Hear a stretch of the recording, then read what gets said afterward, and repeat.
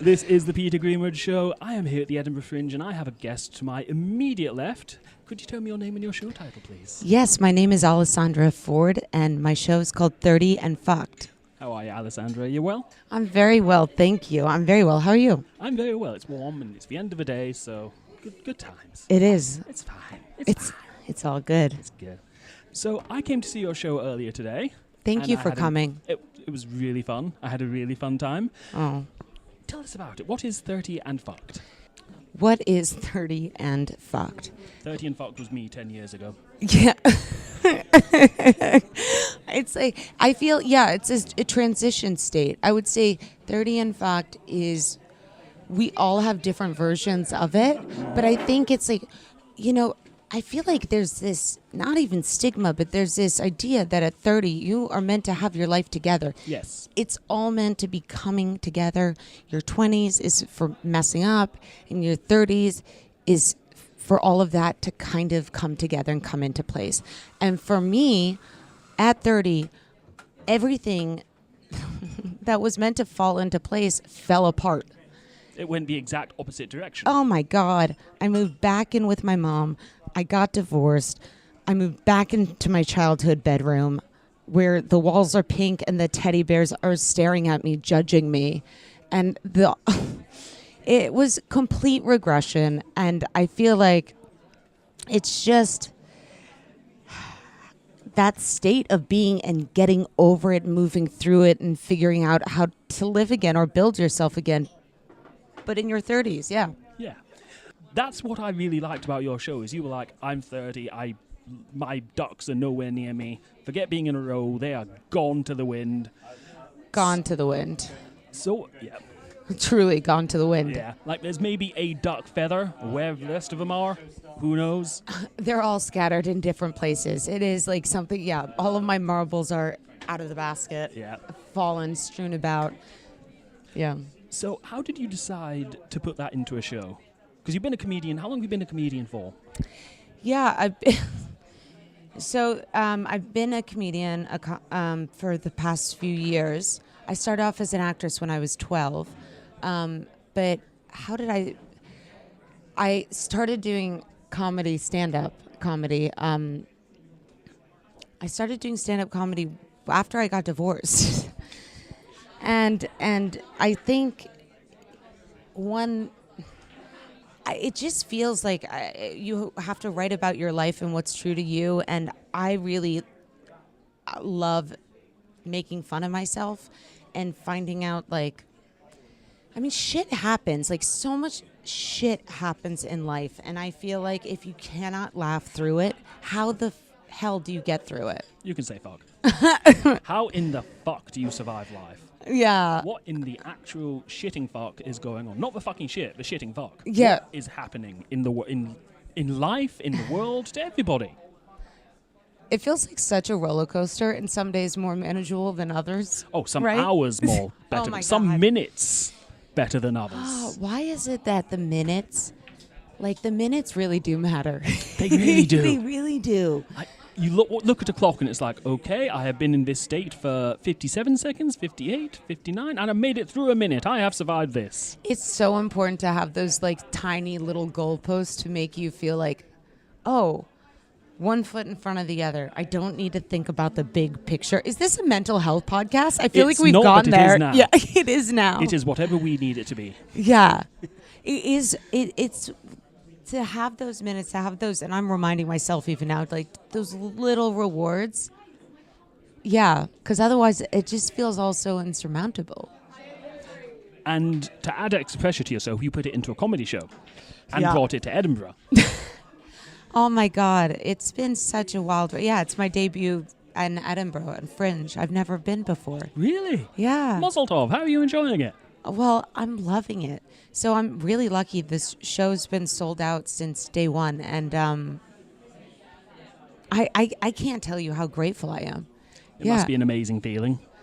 It's an amazing feeling, but it's really incredible, Fringe, how supportive everyone is, and just I definitely haven't had a chance yet to see other shows. It's been the first week of my own show, and like putting one foot in front of the other. But I definitely plan to, starting tomorrow. And yeah, I really hope though that if you're listening, that you come and see my show, because it was sold out the first 5 days, but there's still tickets available, which is amazing. Yeah, that is if I may, I don't want to sound patronizing, but congratulations. Thank you. It is a massive achievement for you.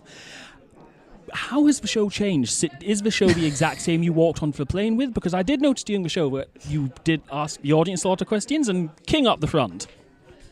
Yeah, and I found out later. He told me later that he was just a comedian, like who's in character or something. I was behind him walking out of the line, and the guy beside him was like, "You okay, mate?" And he was like, "Yeah, it's just a character." Whoa. Yeah. I mean, how do you feel to about each their own? What? How do you feel about a comedian doing a bit at your show that isn't you? Yeah, I doing stand up, especially like I think in New York City, like all the time.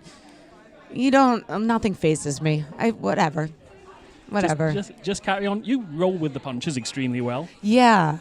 I feel like I've been punched so many times that I've had to. But has the show changed? Yeah, and I think it will continue to. And there is crowd work, so I feel like I do try to tailor it in the moment to the audience a bit. And but yeah, it's an evolution for sure. Which must be a lot of fun for you. Like, would you prefer to come to something fully scripted, fully tight, every word, or do you like those? Like the King is never going to come again. That's a moment between us. That's another moment between us. Yes, that is definitely a moment between us. Imagine the King shows up every single day now. That would be amazing. Oh my God. I'm unsure who his name is, but if you're the King and you're listening to this, you know who you are. Please come along to Alessandra. Well, would you like that every day? A purchase ticket is a purchase ticket. Exactly. $20 is $20. Would I rather show up?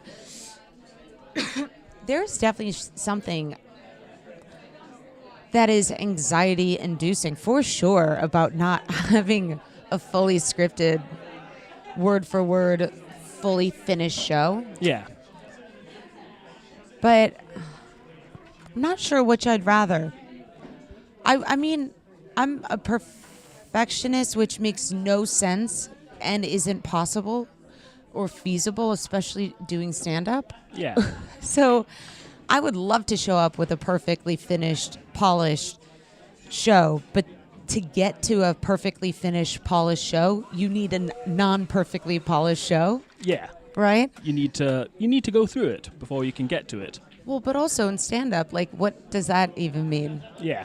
And in comedy, what does that mean? So it sounds like one of those things that a Netflix exec would... I've been ragging on Netflix a lot during this Fringe. It sounds like something an executive or any other streaming service would say, like, yeah, you need to have more it. What is it? I don't know, but you need it. Go and get it. The fuck is it? What? Yeah. It's that thing that you're chasing, like the... It's like really the end of a rainbow, right? Yes. Like, go get it. Yeah. Which I'm in no condition to do. I cannot find it. I cannot find the end of a rainbow. I'll look for it. Can I get 10%? Yeah, exactly. Yeah, you'll get 10% of it when I find it. Fantastic. The metaphorical it. You are generous beyond measure. I appreciate you.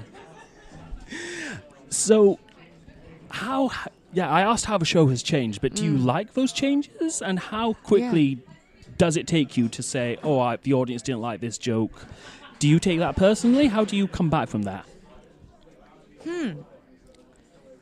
That's interesting. I feel like, what a great question. I feel like there's quite a few different questions in that one question. There were like 7. I'm so sorry. I was like, help me break that down. Okay. What was your first question in there? I think my first question was, how do you react when an audience doesn't like a joke that you thought was great, and how do you come back from that? Yeah. How do you think I react? I think you did did great. I really enjoyed the show. I was enjoying it all the way through. And I'm not just saying that because you're sitting next to me. Yeah. I've had a whole afternoon to sit and talk to your poster with the penis, with the I'm so glad you noticed. Some people don't Do notice. people not notice? People don't notice sometimes. And for me, I was like, that was so funny. And for me, the irony of it is that an ex-boyfriend drew it. Oh, he drew it. Yeah, as a joke to me, and I like he was like, "How about this?" He was helping me with the artwork, and I was like, "Oh, actually, that's the one I'm gonna keep." We were dating at the time. Right. That is excellent. Has he seen this? Does he know? Yeah. How does he feel about his ding ding being seen by Edinburgh people? He drew it, so it's mine now. Exactly. You own the copyright on. I was going to say you own the copyright on his ding ding, but that would sound. What would it sound? So thank you for saying that you really enjoyed it all the way through. I really appreciate that. It was a lot of fun, and I really enjoyed the bits when you were talking about your growing up in New York and how you felt about going back to your mother's. Like, does your mother? I don't want to get too personal, but does your mother live in New York? So, what was it like going from, assumably, the house you lived in when you were married? Which was in London. Oh, was it? Yeah. Oh, okay. Oh, that's right. He was at. Oh, I don't know how much I want to say for spoilers, but yes, I can. I remember now, and I fully understand. Yeah. It was, so I think it was just like more than going back to New York. It's like going back to a city, a town. I feel like anyone can relate to going back to your hometown when you have not lived there since you were 16 years old. Mm-hmm. It's like, why the fuck am I here? Why? I had a life and like suddenly I'm living in my childhood bedroom. I am meant to be going out and getting underneath other people to get over this person that I was with, and I cannot bring anyone home because it is my mother's home, and quite frankly, I don't want to have the conversation about the random stranger I met at a club last night. Yeah. How would you have that conversation? Tell my mum your name. Yeah, because I don't remember it. Yeah. I truly think with comedy, and it's something that's very hard for me to grasp and accept, but there is no finished product because the truth is you can always improve something. Yes. And things are always in perpetual evolution. And I think the second you're not evolving, that probably means that you're not thinking or working hard enough or learning enough. And so, I mean, it's a show, but like things can always, I don't know, improve or just evolve. Yeah. Sometimes you go back and you're like, shit, the thing that I had first was really the funniest. Yeah. But unless you kind of, I don't know, unless you try things out. Yeah. On a similar token, though, when you did move back into your childhood bedroom, were they like, oh, young Alessandra loved this. How do I feel about it as an adult? Was there reconnecting with things that you enjoyed in your room? Oh, that's, God, that is such a great question. What a thoughtful question. I did think about that when you were saying it on the show. I was like, what about the fun things you found? Yeah, that almost puts me in tears, actually. Are you okay? Do you Yeah. No, that makes me emotional. Yeah, I think, in a way, along with the negative stuff, it was like finding love again and support and getting back on your feet. Wow, I am tearing up. I didn't know that was going to happen. I'm sorry. Today. Oh, thank you. It's not every day I make a comedian cry. That's not the intention. No, it's just kind of beautiful. I think it's one of those things like I tend to tear up at things that are really beautiful. Mm-hmm. And like they're part of going back is I think finding what you love about yourself again, because you're surrounded by people that love you. Yeah. I'm going to take a sip of water. Oh, absolutely. Now it's ASMR. This is a comedian drinking water in a moderately busy club on a Tuesday evening in Edinburgh. Do you hear the coffee cup? I do. It does. I don't think it shows up much. Would you like a coffee? No. Are you sure? Yeah. Because on Sunday we took the recorder over to the coffee. There's a hot chocolate as well. Oh, that's much more my style. Shall we get you a hot chocolate? No, in a minute. In a Okay. minute. Time does fly. It's crazy. Yeah. Yeah.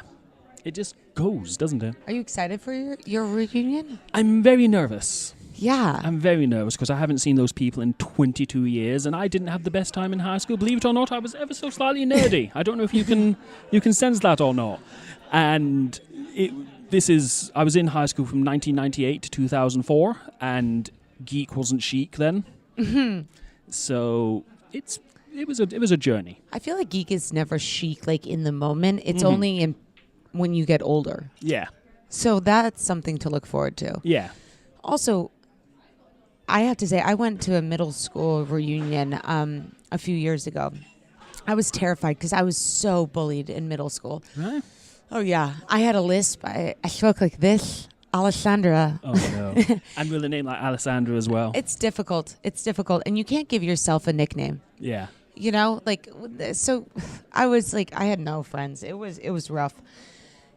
And it was so scary to go back. And I have to say,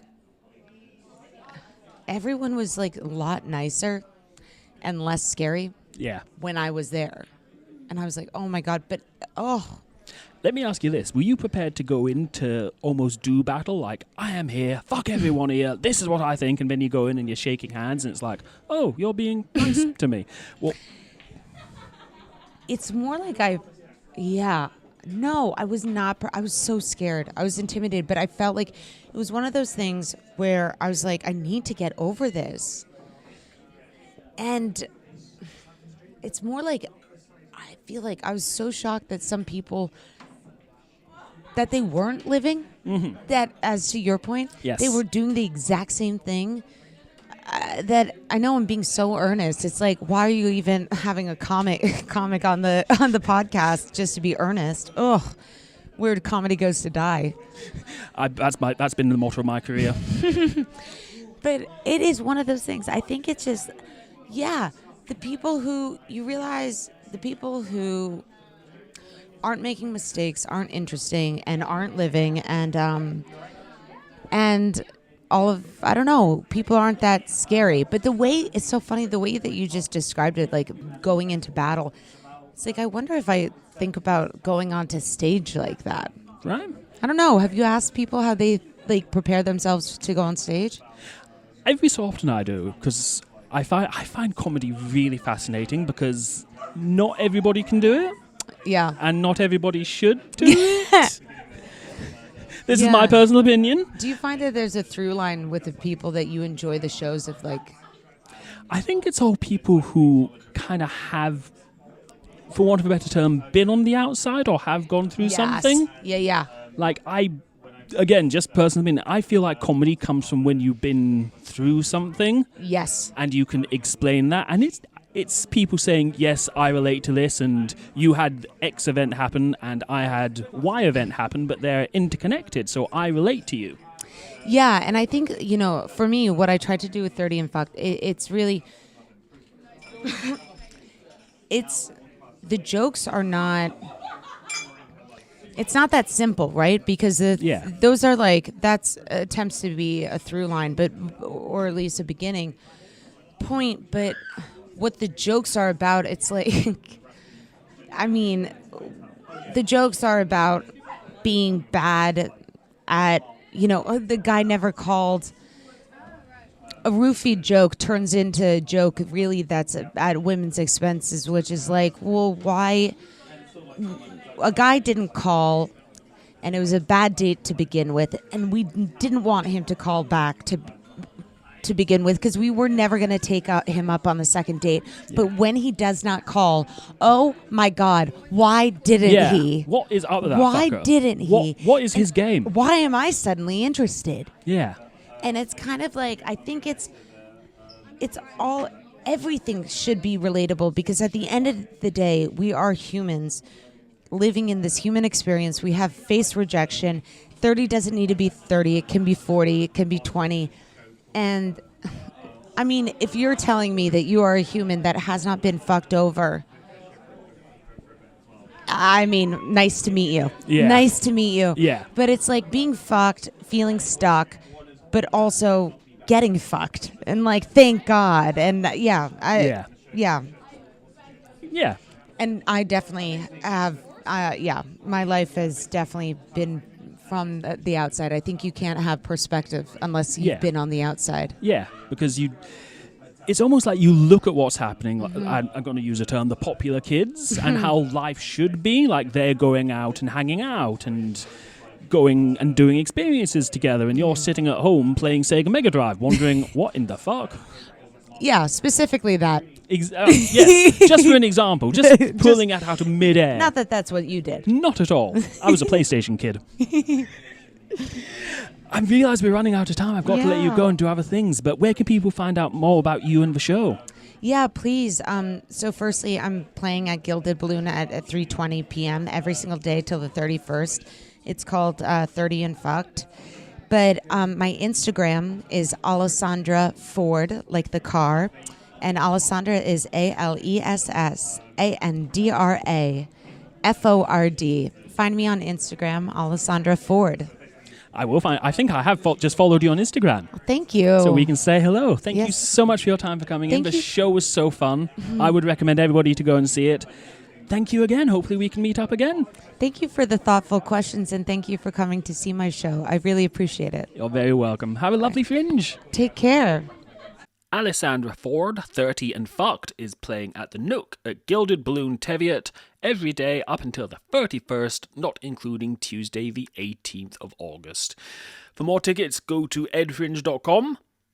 And believe me, you type in 30 and Fucked and you're going to find the show.